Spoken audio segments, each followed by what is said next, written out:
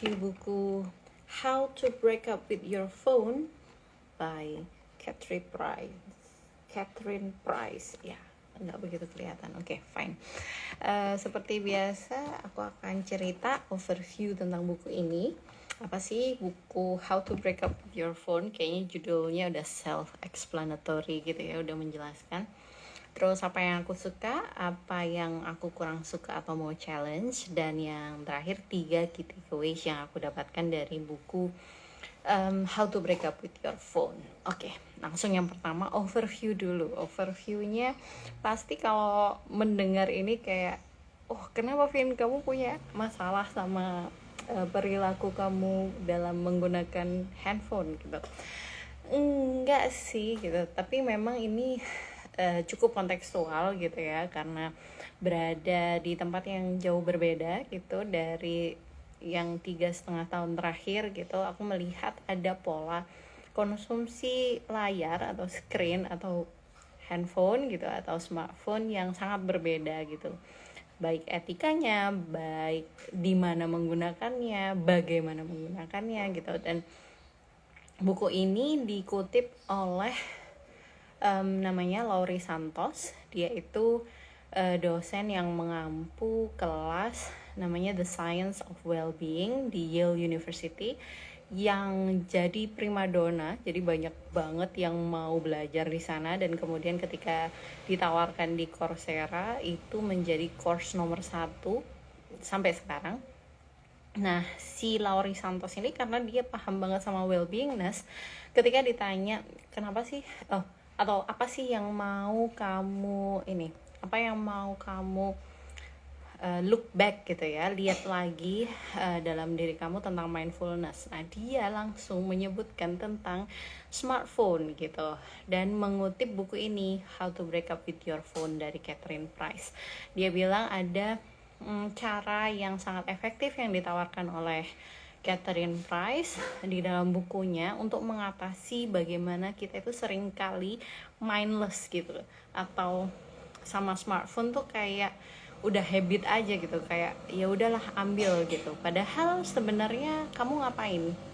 Padahal kita tahu kalau misalnya kita udah pegang smartphone itu bisa scrolling sampai berjam-jam gitu, misalnya bisa tenggelam ke sana, dan bahkan setelahnya kemudian merasa gross gitu, ngapain sih aku kok kayak gini, tapi terulang lagi. Nah, itu karena disebutin sama si Laurie Santos ini, aku jadi sangat tertarik sama buku How to Break Up with Your Phone. Kalau dilihat, jadi sebenarnya subjudulnya itu ada The 30 Day Plan to 30 hari untuk kamu akhirnya memiliki relasi yang baru dengan telepon genggam kamu. Apa yang aku suka dari buku ini? Suka karena sesuai itu tadi ya, kontekstual. Karena melihat penggunaan dan konsumsi screen di Inggris sama di Indonesia itu beda banget gitu. Apalagi kalau di ranah publik gitu. Kalau misalnya di tempat umum gitu, masih lebih banyak untuk melihat orang yang enggak, ya banyak sih yang pakai handphone, tapi juga masih banyak juga yang ngelihat yang baca buku misalnya kayak gitu. Dan itu biasanya juga membuat aku juga mending bawa Kindle misalnya kalau di perjalanan, atau baca buku yang fisik gitu misalnya, nggak harus smartphone. Nah, di sini sepertinya nggak menemukan itu, dan itu yang membuatku juga tertarik sebenarnya. Gimana sih gitu menggunakan handphone tuh harus gimana. Terus apa yang aku kurang suka atau aku mau challenge adalah mungkin buku ini tidak cocok untuk orang yang punya ekspektasi berbeda. Maksudnya membaca buku sebagai wawasan, atau dia udah punya ekspektasi pasti nih kalau aku baca ini maka terus aku pasti akan simsalabim abrakadabra bisa berubah banget gitu, tanpa konsisten mengikuti yang 30 hari itu gitu misalnya. Kadang-kadang ada juga kan yang punya ekspektasi kayak gitu, atau mengharapkan 30 hari itu akan mudah gitu misalnya. Nah, itu mungkin gak bakal cocok, karena 30 harinya memang membutuhkan niat yang cukup, dan yang cukup teguh gitu untuk mengaplikasikannya sehari-hari.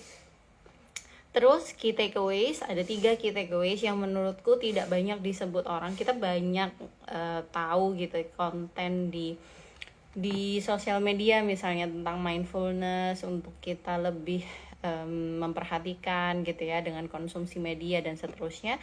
Tapi di sini tuh dia benar-benar mengutip banyak riset dari multidisipliner gitu. Jadi maksudnya dari nggak cuma dari psikologi aja.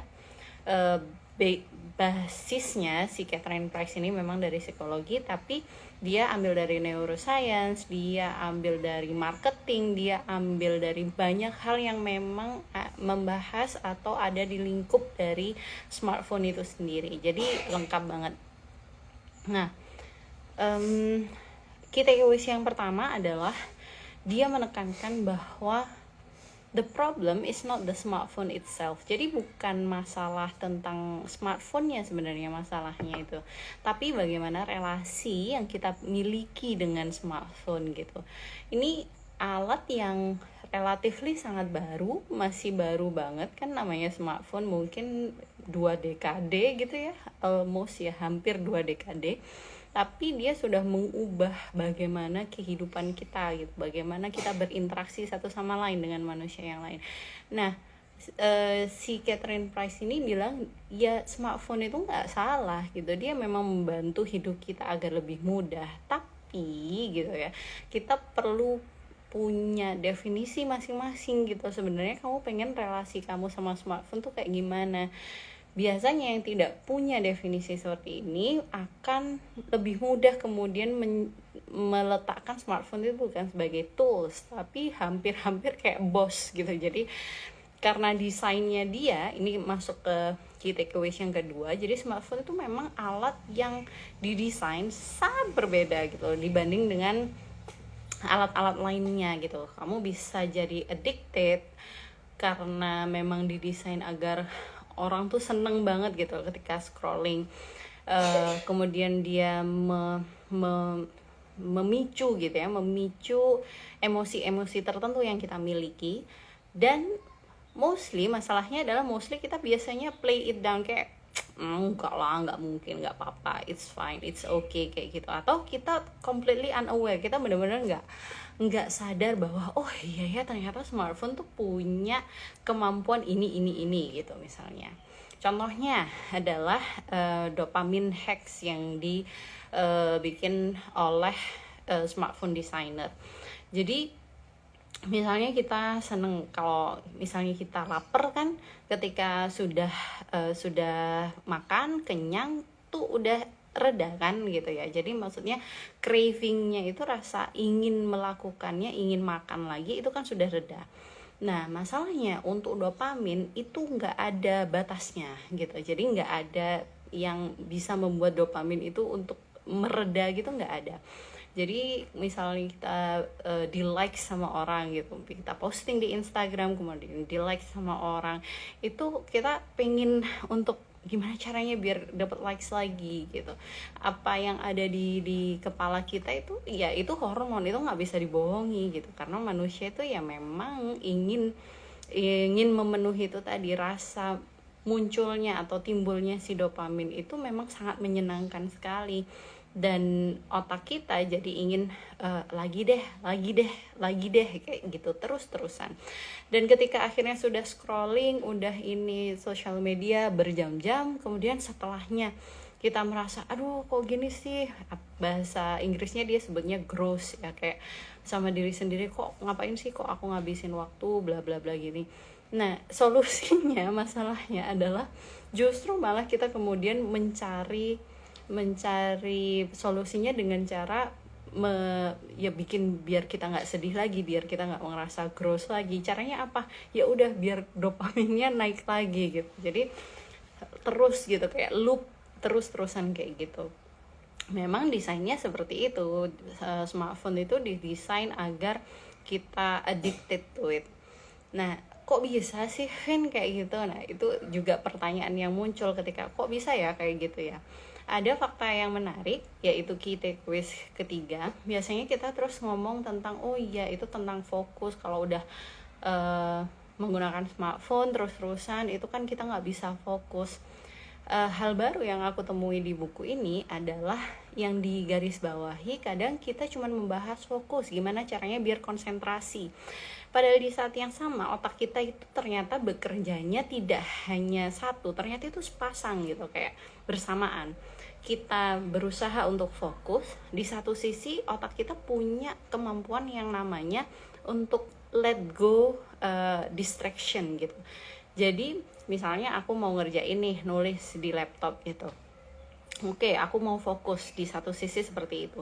Di sisi yang lain, di luar misalnya ada tukang bakso lewat, ada anjing yang gonggong atau apa.